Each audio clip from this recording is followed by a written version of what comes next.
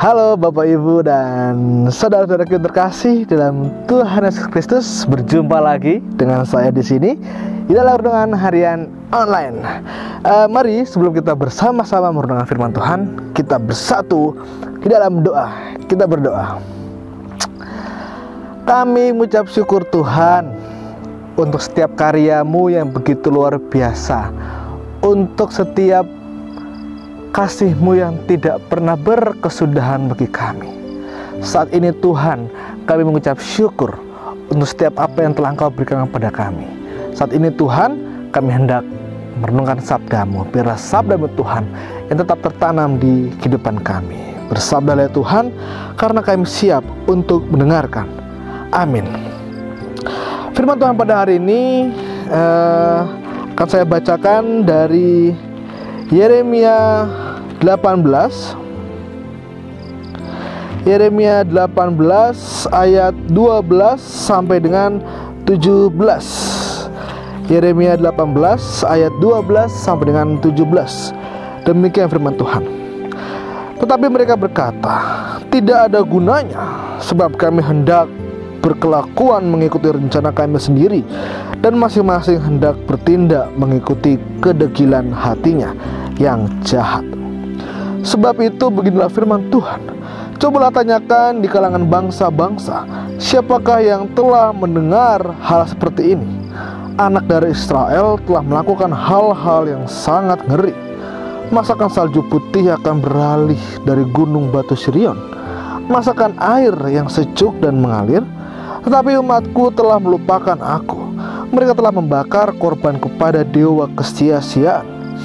Mereka telah tersandung jatuh di jalan-jalan mereka, yaitu jalan-jalan dari dahulu kala, dan telah mengambil jalan simpangan, yaitu jalan yang tidak diratakan. Maka mereka membuat negerinya menjadi kengerian, menjadi sasaran suitan untuk selamanya. Setiap orang yang melewatinya akan merasa ngeri dan akan menggeleng-gelengkan kepalanya. Seperti angin timur aku akan menyerahkan mereka di depan musuhnya. Belakangku akan kuperlihatkan kepada mereka dan bukan mukaku pada hari bencana mereka. Demikian pembacaan firman Tuhan. Berbagilah kita tidak hanya membaca, melainkan menerapkan serta merefleksikan di dalam kehidupan kita sehari-hari. Haleluya. Bapak Ibu dan saudara-saudara terkasih dalam Tuhan Yesus Kristus, ketika Tuhan memanggil kita, Ia telah merencanakan sebuah tugas kepada kita. Hidup kita menjadi etalase Tuhan yang mempertontonkan hasil karyanya di dalam hidup kita, sehingga melalui kehidupan kita orang-orang yang berinteraksi dengan kita akan mengalami perjumpaan dengannya dan melihat seperti apa karyanya yang ada dalam kita. Maka dari itu diibaratkan kita adalah sebuah etalase Tuhan, yang adalah hasil karya Tuhan memperlihatkan, oh kok Bapak ini bagus rupanya, tapi kok berperilaku kurang bagus ya. Bapak ini ya kurang bagus secara keseluruhan badan, tapi kok bagus ya perilakunya. Terkadang kita tertipu dengan berbanyak hal, dari tampang, dari bentuk dan sebagainya. Kita sering tertipu akan hal-hal tersebut. Terkadang kita juga menjadi orang yang sangat sering menjudge orang. Jelas kamu tidak bisa apa-apa. Padahal orang itu, wah, talentanya sangat banyak. Tapi juga terkadang kita juga terkecoh dengan orang yang, wah, terlihat bagus, tapi ya begitu deh. Dan Bapak Ibu terkasih dalam Tuhan Yesus Kristus, ketika firman Tuhan pada hari ini, kita diajak untuk hidup berelasi dengan Tuhan. Jangan sampai kita membuat jalan kita sendiri, sehingga apa?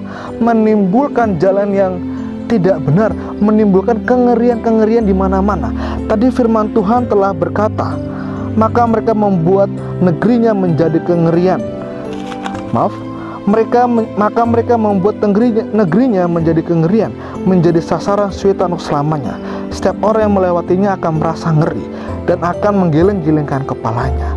Nah, Bapak Ibu terkasih, ketika Tuhan sudah jelas memberikan jalan mana yang harus dilewati, tapi ada juga orang yang membuat jalannya sendiri, sok merasa hebat, sok merasa kuat dan merasa bisa, membuatlah akhirnya jalan sendiri. Tapi padahal apa? Jalan yang dibikin, yang ditentukan sendiri malah justru membawa kesusahan bagi dirinya. Seringkali kita suka lalai terhadap panggilan-panggilan Tuhan, suka lupa akan jalan telah Tuhan berikan. Tuhan memanggil umat ke dalam perjanjiannya dengannya agar setiap kita hidup dalam persekutuan dengan Dia. Sebagai umat yang hidup dalam relasi dengan Allah yang hidup, kita harus seringkali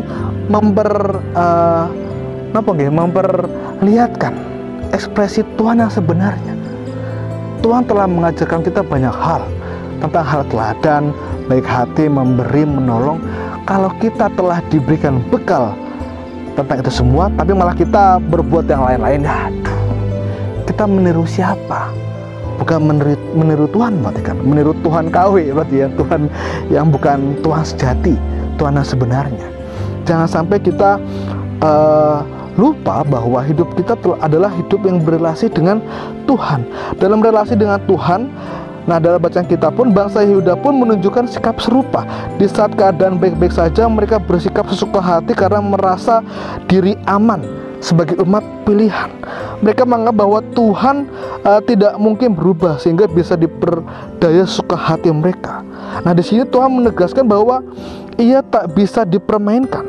Bangsa Yehuda tidak bisa begitu saja memelintir penafsiran perjanjian Tuhan dengan menginginkan yang baik-baik saja, tetapi mengabaikan konsekuensi dari pelanggaran perjanjian itu sendiri. Nah, ketika kita sudah jelas, oke, kita anak Tuhan, kita telah dipilih Tuhan, kembali kita jangan pernah mempermainkan Tuhan. Pak Amo, sudah jelas aku telah diberkati, telah diberikan selamat. Iya, betul. Tapi kembali, kita jangan pernah lalai akan hidup kita. Merasa aman, telah diberkati, tapi kita lupa. Masih sering berbohong, masih sering ngomongin orang, masih sering menjelek-jelekan orang dan sebagainya. Ketika kita telah merasa aman hidup dalam Tuhan, mari kita kembali cerminkan hidup yang setur dengan Tuhan seperti apa, hidup yang berrelasi dengan Tuhan seperti apa. Jangan kita seenak hati. Tuhan kita adalah Tuhan yang hidup. Ia bukan sebuah institusi yang, Tuhan kita adalah Tuhan yang hidup. Ia bukan sebuah institusi yang bisa dipermainkan. Tuhan adalah sejati. Tuhan itu adalah adil, utuh, tidak bisa digoyang-goyangkan. Maka dari itu, mari kita bersama-sama menjadi anak-anak Tuhan yang mau mengikuti jalan Tuhan. Jangan seenaknya sendiri. Telah diberi jalan Tuhan yang lurus, maka kita membelok-belokkan. Biarlah relasi dengan diri kita dengan Tuhan tetap menjadi utuh, tetap menjadi satu, dan tetap berpegang teguh pada Tuhan bahwa Tuhan senantiasa memberikan kita kehidupan yang baik. Mari kita bersama-sama mengakui diri kita bahwa kita ini adalah biasa-biasa saja, bahwa kita adalah manusia yang sederhana, yang tidak bisa berbuat apa-apa tanpa Tuhan. Ingatlah bahwa Tuhan pemberi kehidupan kita. Amin. Kita berdoa. Terima kasih Tuhan atas firman yang begitu indah. Tuhan telah mengajarkan kami agar kami betul-betul mau menjalani relasi kami pada Tuhan. Kiranya Tuhan menghindarkan pada kami agar kami tidak membuat jalan hidup kami masing-masing. Jalan kami telah ditentukan oleh-Mu. Biarlah kami juga dapat mengikuti jalan terang-Mu sehingga hidupan kami tetap menjadi kehidupan yang baik dan dapat menjadi berkat bagi banyak orang. Tuhan yang Maha Baik, pada hari ini juga Tuhan kami hendak berdoa bagi mereka yang sedang sakit. Biarlah Tuhan senantiasa memberkati mereka, berikan kesehatan, kesembuhan, dan dapat kembali sembuh, dan dapat kembali berkumpul bersama keluarga, dan dapat kembali merayakan sukacita di dalam perkumpulan keluarga. Tuhan, kami juga berdoa Tuhan untuk proses kehidupan kami. Kiranya Tuhan senantiasa memberkati setiap pekerjaan kami, usaha kami, apapun itu Tuhan yang kami kerjakan dalam kehidupan ini untuk terus menghidupi keluarga kami dan menjadi proses kehidupan ini. Kiranya Tuhan menuntun kami ke dalam jalan-Mu. Inilah doa dan permohonan kami Tuhan. Kiranya Tuhan mendengar apa yang menjadi seruan hati kami. Kami berdoa dalam nama Yesus Kristus. Sang Juru Selamat kami yang hidup. Amin. Demikian renungan harian online pada hari ini. Sampai berjumpa lagi di renungan harian berikutnya. Dadah, Tuhan Yesus memberkati.